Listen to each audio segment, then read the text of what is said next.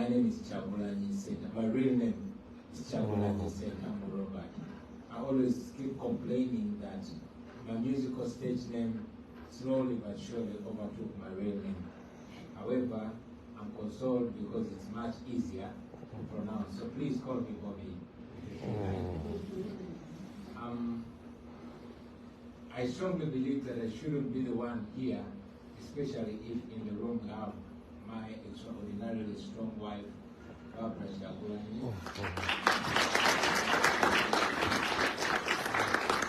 Who I believe is one of the strongest women that I know. And in addition to that, in the house we have my sister Agatha Atreide. She's a lawyer and activist, and she has gone through so much that I believe not so many can stand. However, since today I'm the one invited and I'm the one having a nectar in my neck, I believe I represent them. I've listened to the panelists. However, I strongly believe that if it's to talk about repression, if it's to talk about gross human rights violations, if it's to talk about cross-border repression, if it's to talk about dictatorship, then Uganda should be the country to come first. Uganda is a country of close to 50 million people under the firm grip of General Yoweri Kaguta Museveni for 40 years and counting. He took power by barrel of the gun in 1986, and up to now, he's still in charge of our country. He is famously quoted to have said the problem with Uganda in particular and Africa in general are the leaders that overstay in power. But now it's a very big crime to remind him of what he said when he was my age.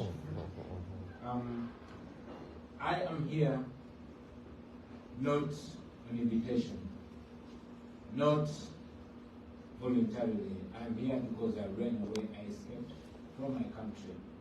On January 15th, we had a presidential election, which I strongly believe we won. I was the main challenger of General Museveni. We had an election where the internet was switched off 2 days to the election, and it remained off for a week. We had an election where immediately after I cast my vote, I was put under house arrest with my wife. But before that, days before, many dozens of our party officials were rounded up and detained. My two deputy presidents, who are women, were abducted a day before the election, and they remained missing for 2 weeks. When they resurfaced, they told an ordeal of being detained in a military barracks supervised by General Museveni's son, Muhoozi Kyagulanyi, who is actually the Chief of Defense Forces in Uganda. Many people were abducted, they've not been seen again. My deputy president for the Buganda region, the most populous region, had his house raided by the military. See, women play a big role in our elections. They are the organizers. And when somebody is running, we tend to have our tally centers where when we collect the declaration of result forms. The women tend to play the most important role of compiling the results. Now, the military raided the house of Honorable Mwanga Chifundi and shot into the house, killing 10 people in his house, 8 of which were women. Now, I'm only talking about the ones that are known, but as we speak, thousands of our supporters are in jails.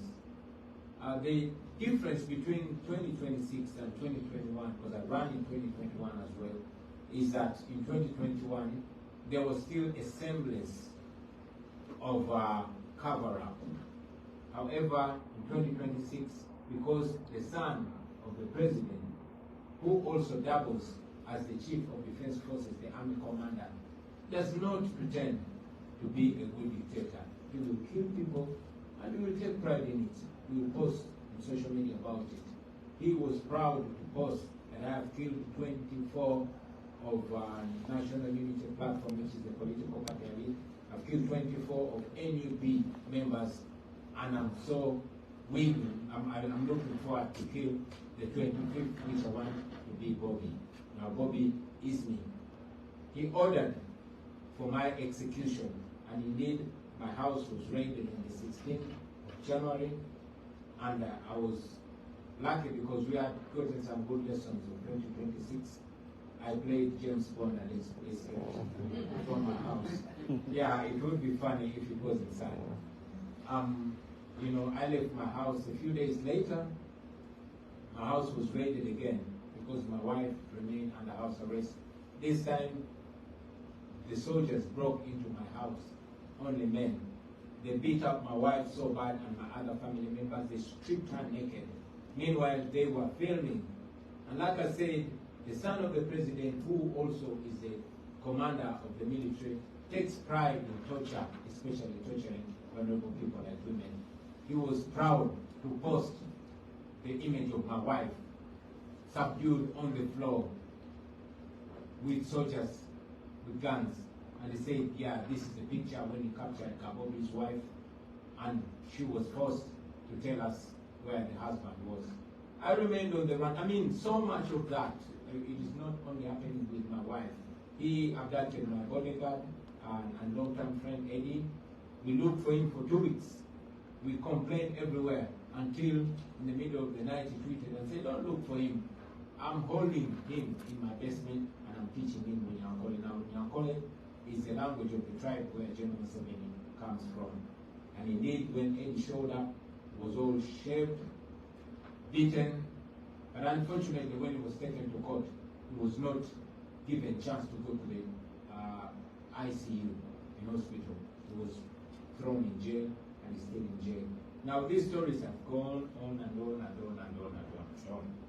The repression, the abuse of human rights in Uganda is worse and worse and worse as it keeps going.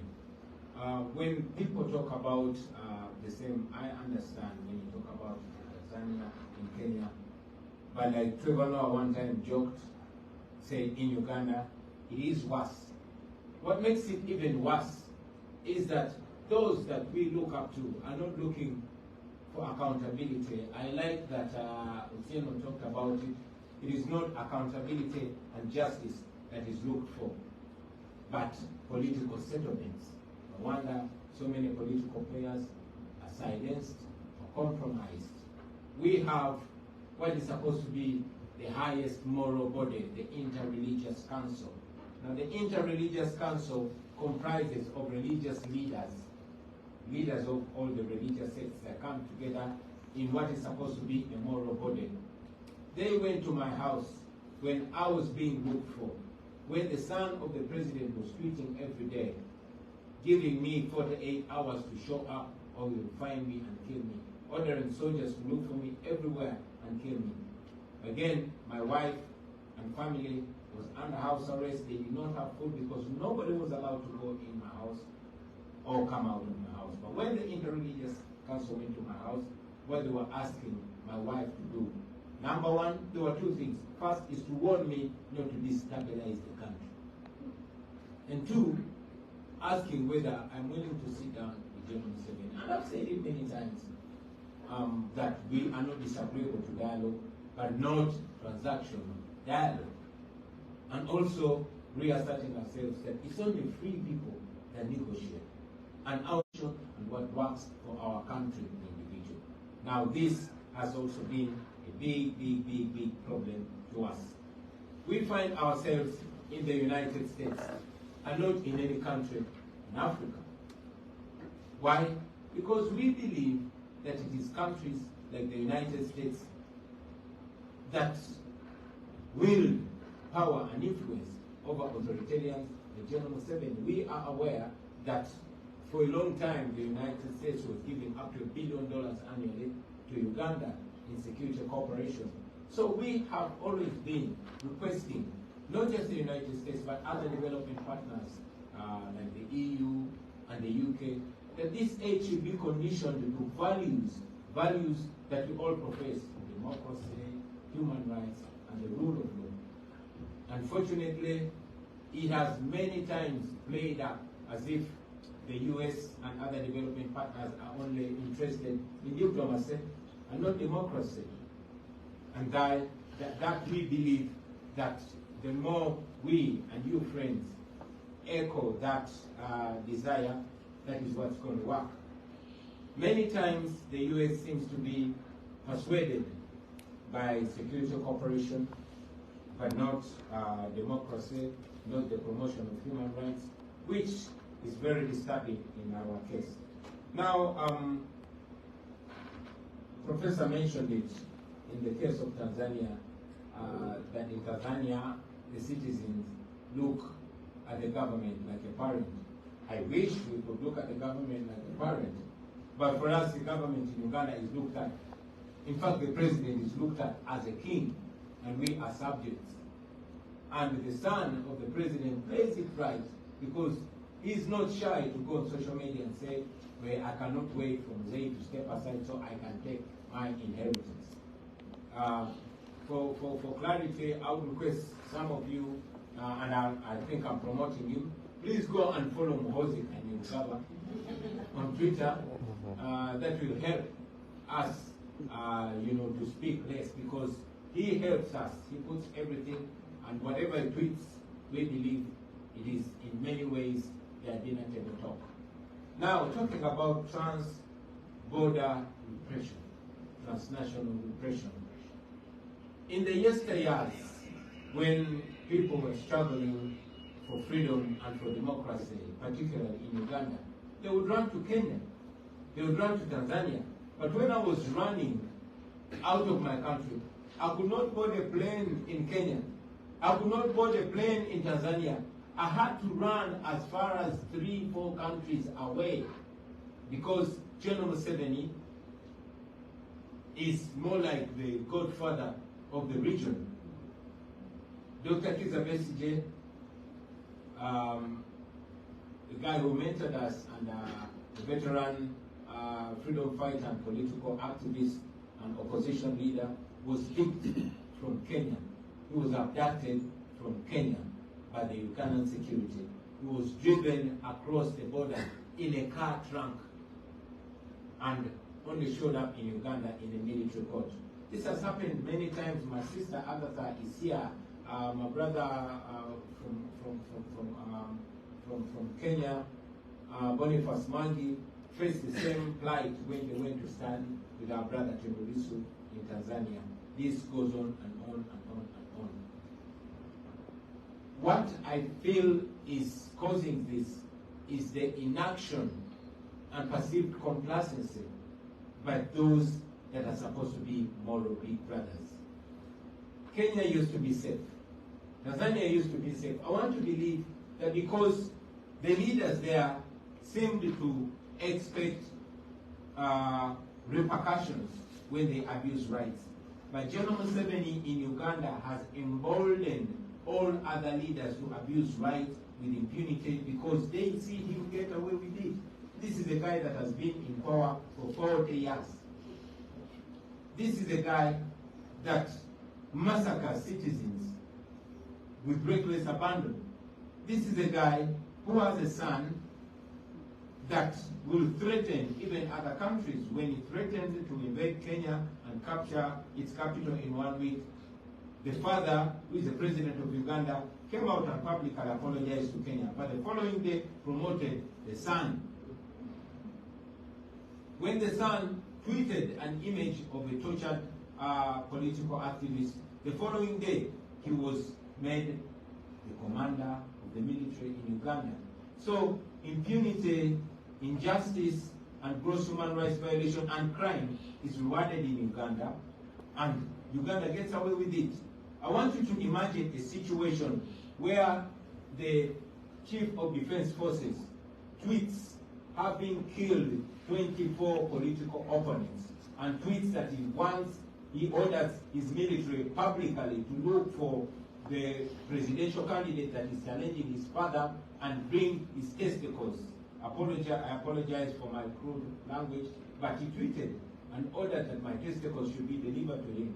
Interestingly, the following day, he was standing shoulder to shoulder with diplomats, having dinner with ambassadors, of democracies. So this, in many ways, is a slap in the faces of those that talk about human rights, that talk about democracy. And it speaks to the silent acceptance of this. So I want to say this, that maybe this impunity wouldn't be happening. Maybe this dictatorship wouldn't be accepted.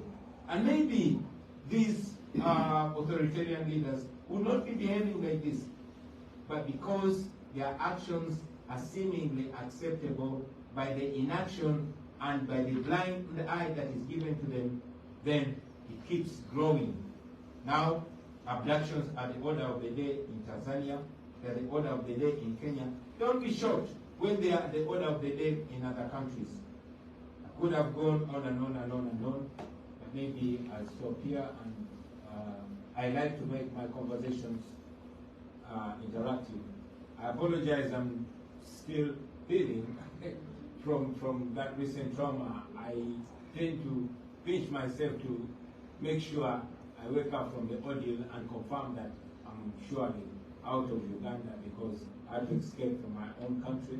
Many of my friends that are perceived and thought to have helped me, some of them, I'm told, have been shot and killed. When I was nominated to run for president, the Electoral Commission gave me 16 police officers to man my security, like they did with all other presidential candidates. Interestingly, after my exit from the country, all of them were rounded up and detained. I'm told that 9 of them were dismissed from the police with disgrace. They are being accused of aiding me to exit the country, while others are still in detention. So much has gone on. Many political activists are still detained. Many of our comrades are still detained. But I hear that they are suggesting to have negotiations with the government to allow me to return to my country and to allow the political party I lead to be recognized as a legitimate political party. So I wonder what they nominated to run for president. I could go, like I said, I could go on and on and on, but maybe I'll take the questions. I thank you very much for listening to me, and I thank you, fellow panelists. Thank you very much.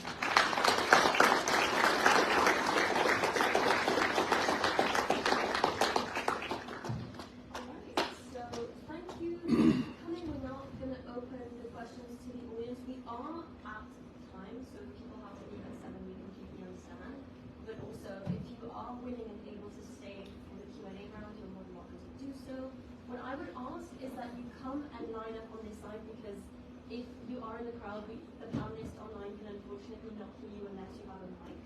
So I have a handheld one right here, and so I will be holding it over there, and then our panelists will answer questions. So if you have anything to ask, please come and stand up in there and join me on this side.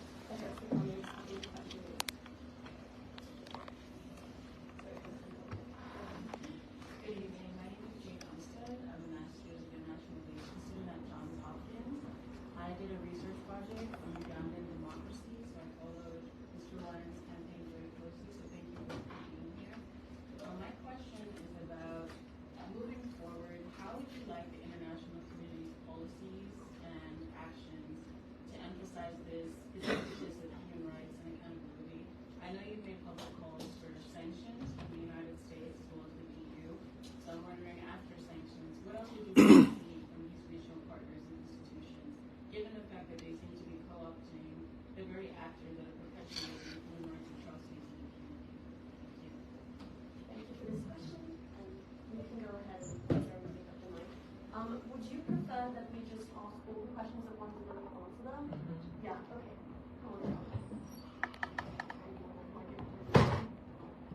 Hello, my name is Owen. My question is a general question. How does civil society get back on track when it's being attacked? And it seems that it doesn't have much of a chance to recover when these working leaders are attacking it. It's very important to the preservation of democracy, and so I'm curious how we see it staying in shape and recovering in protect. All right, John Lema, and my question is just to two panelists. I already shared that with Professor Elizabeth about human rights. So I need to know from them, because from all that has been happening in Uganda, none of them came out and stood with Uganda, pronounced it, all the atrocities that are happening. And then secondly, when we say we are standing for Ugandans, and we heard from the others, their talk right now, it's not about Uganda, just like the president said.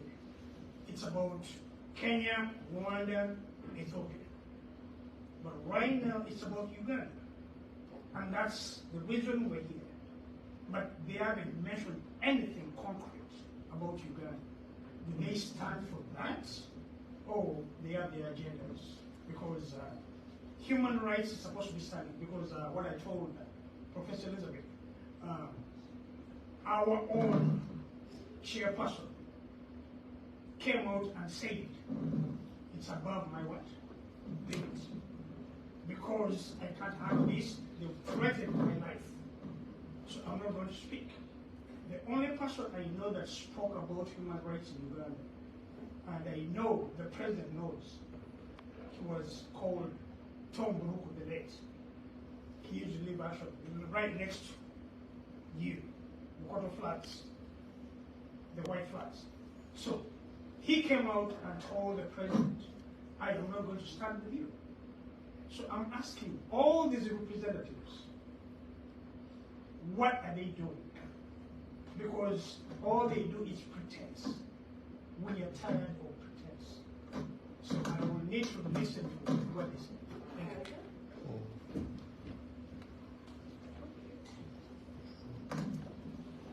My name is Christine Mutale. I'm here to start from Uganda. When I was young, we helped a lot of refugees from Sudan, from Uganda. I was a girl guide. We never had anything to do with the human resource which has brought us here. But Uganda, I mean, people, I should call it, people including ambassador as a whole, have denied the suffering of Uganda. I remember when this thing happened, I called somebody here who is very important. And I said, our people are being killed, please, please, please. I said, that lady from Uganda every day she calls here until I stopped. Human, whatever it is. Up to date, as he said, nobody talks about our people who have been killed in Uganda. Nothing. They have allowed 117 to play game on all heads of states in the whole world. This business of sanctions won't help, even during Amini's time, he did it. They have their money. In fact, they have allowed Chinese to give Uganda quick money than through World Bank and IMF. We have been there with some other people here complaining. There's nothing that has been done. But this time, don't allow that man to play a game on you. He has made the whole world to be useless. Sorry to say so. Your question.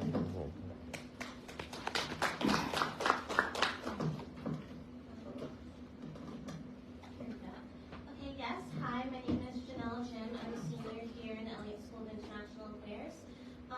For my question, the one common thread that I noticed among all the speakers today was the concern of securitization of media within the region, and the securitization media being used as a justification for digital authoritarianism. As Mr. Wine mentioned earlier, the use of media to almost put out warrants out for people through, Twitter, other forms of social media, and also media suppression as well. So, and how this framing of the media right now is being framed for countries outside of, after viewing a lot of the concerns that you have all brought up right now as being for security purposes, it's not being human rights violations. So my question is going towards how can this framing be reversed so that we can see, the global community come and stand up against the securitization and these human rights abuses. Thank you.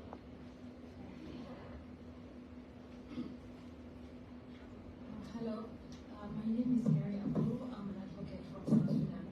I have a couple of questions to Mr. President Kyagulanyi. The first one should be like, how do you envision the upcoming election should look like in Uganda and Africa, as you are someone who went through these challenges? And then secondly, what do you think they use the young people, the message that you understand, especially Ugandan youth when we work together?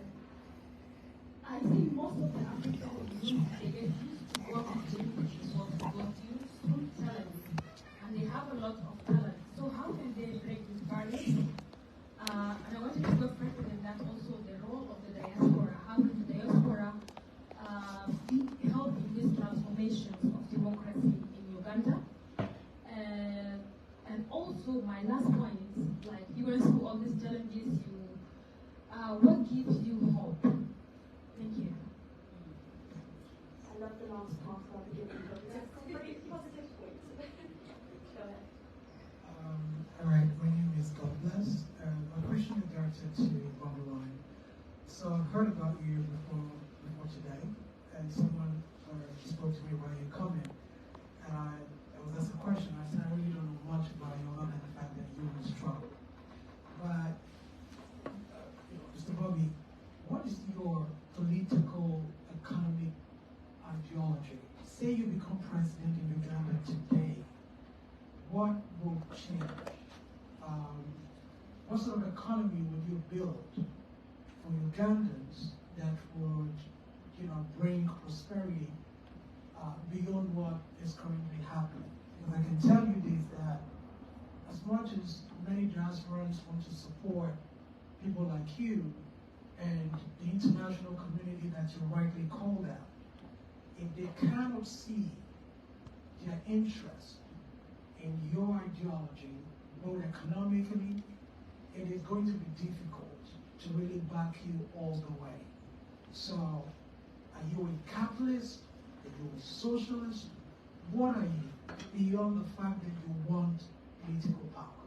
I think a lot of us in the diaspora, we've gone past the let's just struggle for power, but what are we going to do so that we are not just repeating the same mistakes like those who just wanted power, like the people you're talking about?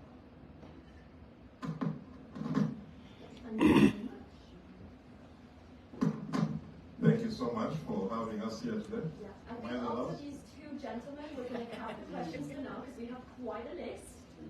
So go ahead. My name is Daniel Kauma from Uganda, and my question is going to our former State Department experts. And just to borrow your experience, I think we are noticing that foreign policy is changing across the world.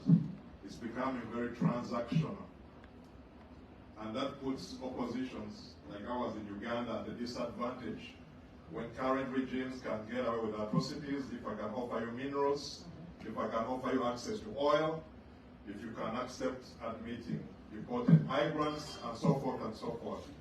So I think the challenge is, how do we work around the current system? It's not an easy question, where we see foreign policies becoming very commodified and transactional, where if you're speaking about human rights, few people are listening to you now. They are listening to who is getting them access to resources, minerals. We are seeing it in Venezuela and other countries as well. So how do we work around such a system to advocate for those who are voiceless? Thank you. Thank you very much.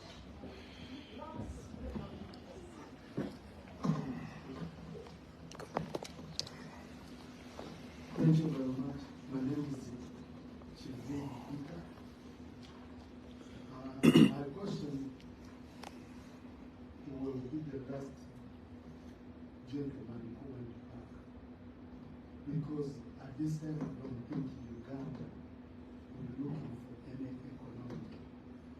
There are a lot of people who do not kill day and night. I'll answer the question. Please ask your question. I'll give the answer. Really, that's what making me start up. Ah, So, no, I'll give the answer.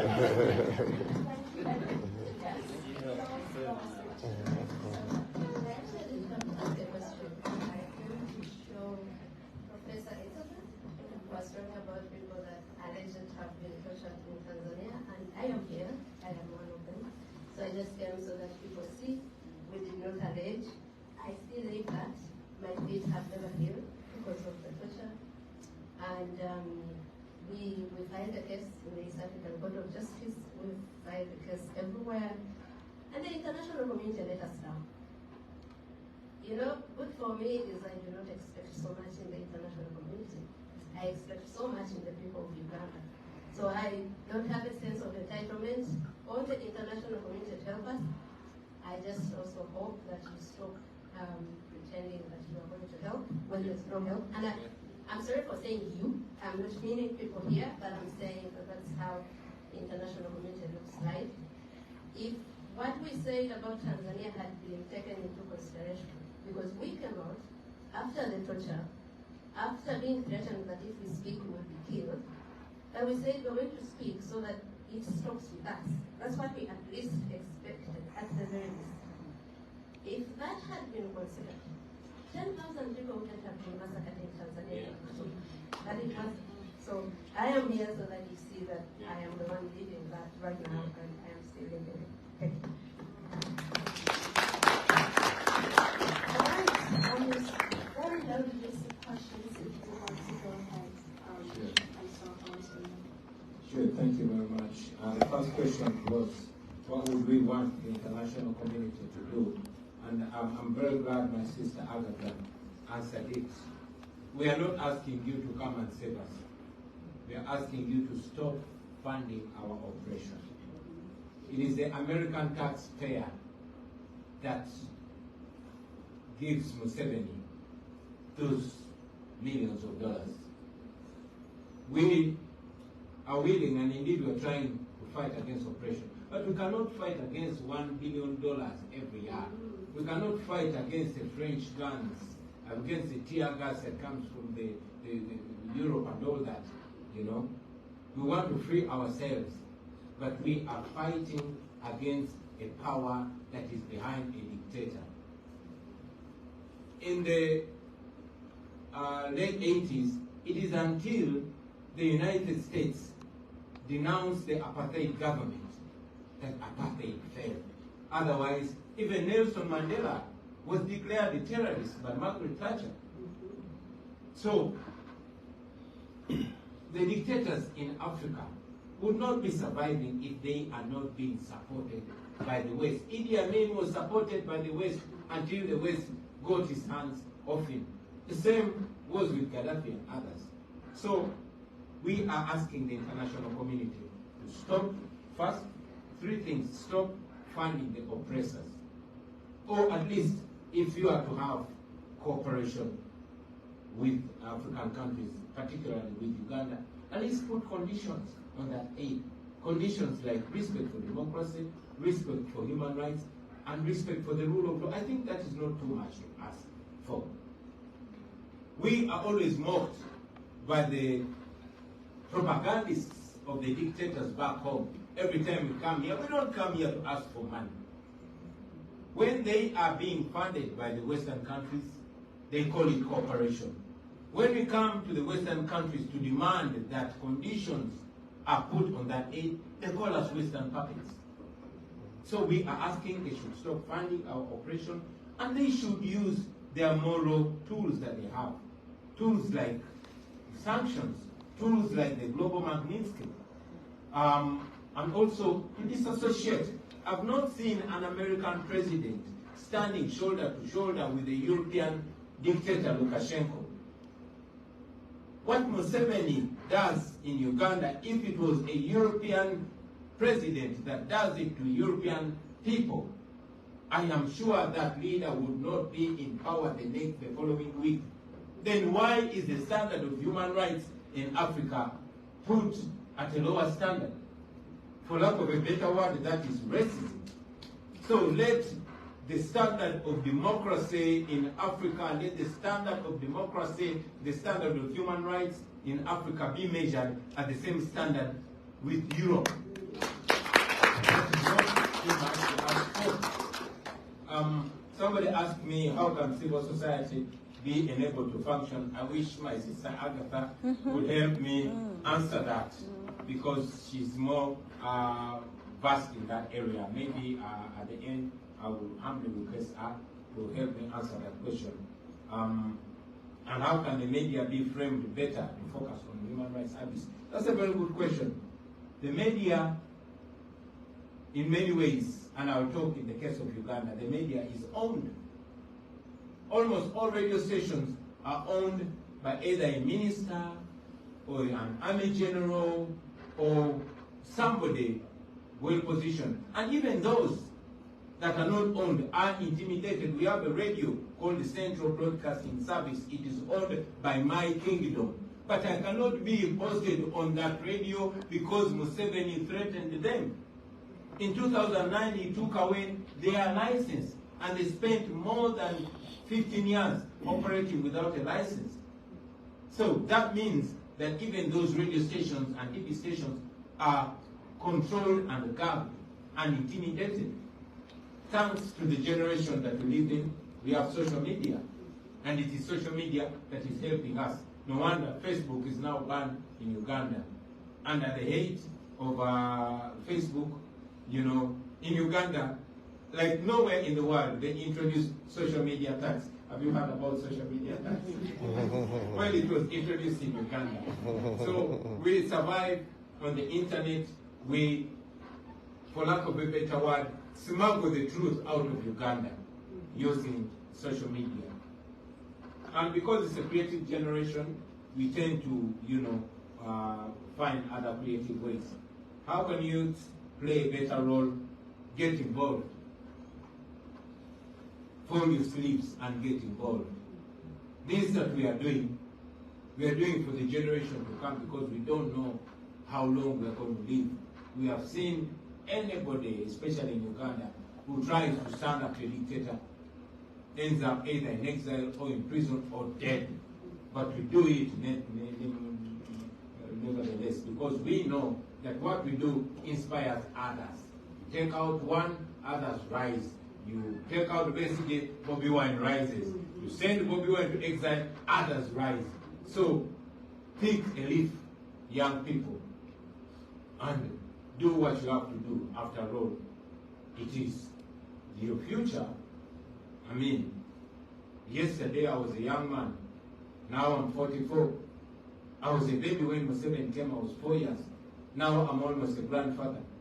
So it is the youth that own the future.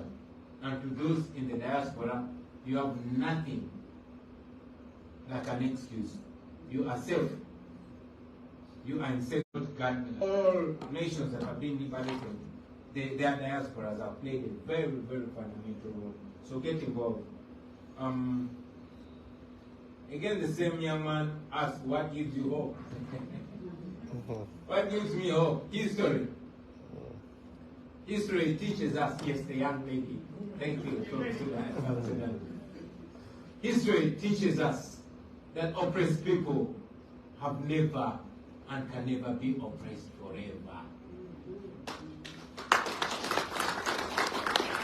Hitler was powerful, but he fell. Stalin was powerful, but he fell. Museveni is powerful, but he will fall.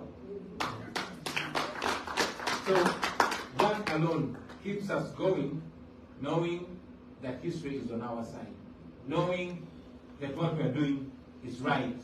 The fact that we have been arrested many times, Dr. Kiza Besigye, I think he's the most arrested person that I know, but he has never been convicted because the law is on his side. The law is on our side. And those of us who believe in God, we know God is on our side. And when God is on your side, my friend, nothing can stop you.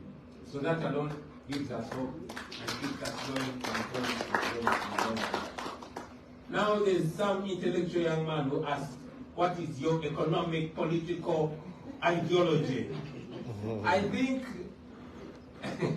to me it sounded so elitist, maybe because I'm not so educated. But again, our mentor, Dr. Besige, has mentioned it many times, that the intellectuals are the problem of our generation. I'm a freedom fighter, I just want to be free to choose. It is like asking a slave, what do you want to do with your freedom? Do you want to use it to go to New York? Or to go to, I just want to be free. I want to be free to choose. Now what if I'm a capitalist? Does that mean I don't deserve freedom? What if I'm a socialist? Does that mean I'm not supposed to get freedom? I thought freedom is the right to choose among options. As of now, we want the freedom to be citizens in our country. We want the freedom to have a vote. We don't have a vote in Uganda. We want the right to choose whether to be capitalist or socialist or none of the above. We don't have to explain, I don't have to explain to you whether I'm socialist or capitalist in order to be allowed to be free. So all we want is to be free.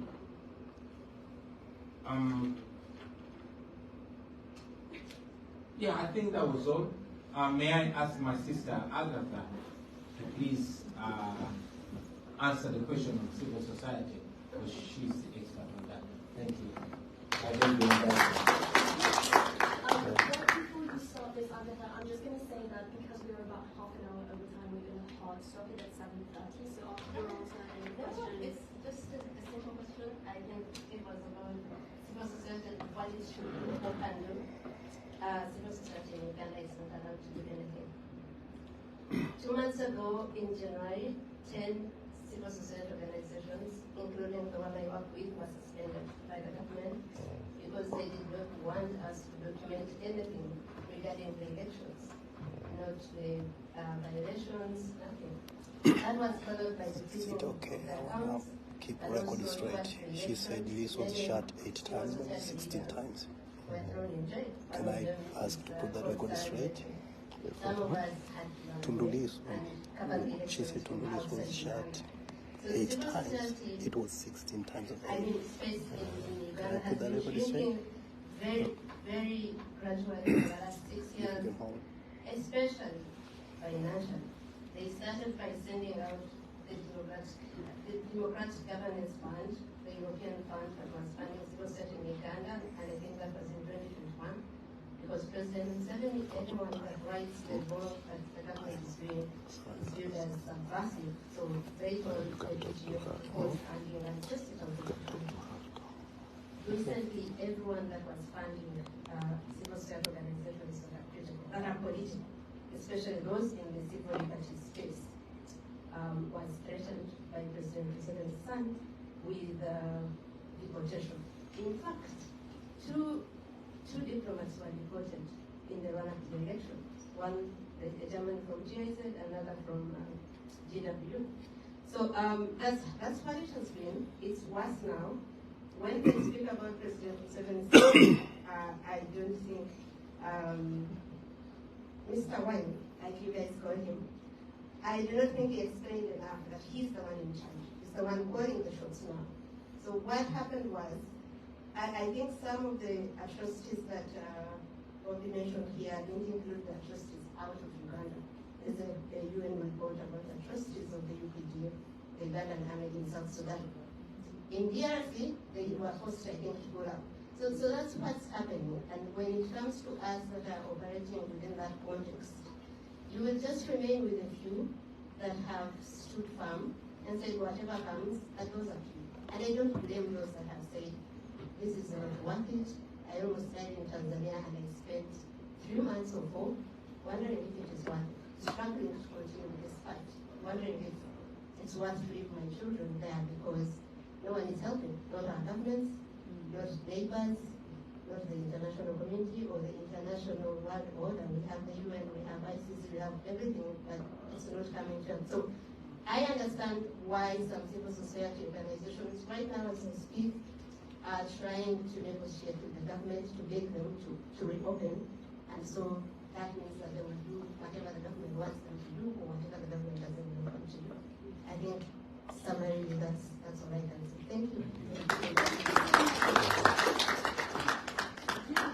I was going to say we're going to take the last question that was addressed to you both, and you can go ahead and answer that. And then after this, we're going to call it because we have reached our 7:30, so you can go ahead and answer the question.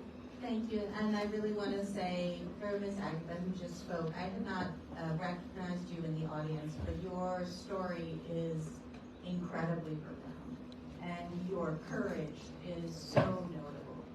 And when we speak about things like what is media doing, I would encourage people to look at BBC's documentary of her experience, her incredibly powerful testimony. Really, it's a great honor to have you here, and I appreciate everything you've done to speak out. And when I think about what do we do in the face of transactional situations, first let me clarify, I don't work for the U.S. government anymore, and so this is official. But I think this is not the first time that we have seen surges in policy that have been focused on transactional issues. And it makes the documentation and discussion that much more important. Over time, you can see that there are threads that we recognize because they've been saved, because people's experiences have been documented. So the courage that you showed to speak with BBC, the courage in your documentary, with National Geographic, I think this documentation effort is tremendously important. I think speaking up more broadly on social media is also very important, and I take Evan's point that we have to think about how do we capture what's happening in social media, which can disappear so very quickly, so that we have a record to build upon for the future. That brings me a bit to what gives me hope. I am so inspired by your work. Your work gives me hope, because I can imagine the pressure to be quiet. I can't imagine, I cannot imagine the pressure to be quiet. So your willingness to be here, to share your stories, to help all of the rest of the world remember the dignity and humanity of every person, the right of every person to contribute to their government, to have an accountable government, to be respected in their humanness. I really take inspiration from you. So thank you.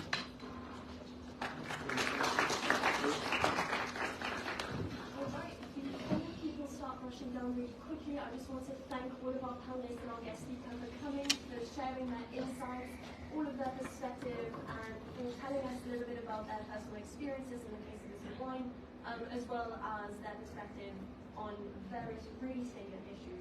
So again, a big thank you and a big round of applause for everybody who's